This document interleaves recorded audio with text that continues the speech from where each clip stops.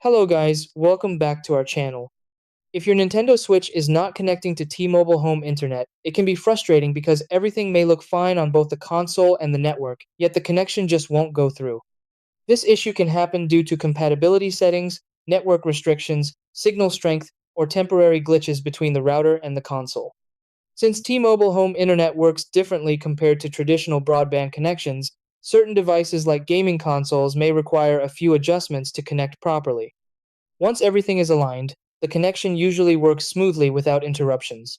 In this video, I'll guide you through the exact steps to fix this issue and get your Nintendo Switch online again. Try these. Step 1. Restart your T-Mobile router and Nintendo Switch to refresh the connection. Step 2. Go to Switch Internet Settings and search for available Wi-Fi networks. Step 3. Select your T-Mobile network and enter the correct password. Step 4. Move closer to the router to ensure strong signal strength. Step 5. Set the network settings. Step 6. Test the connection on the switch to confirm it is working properly.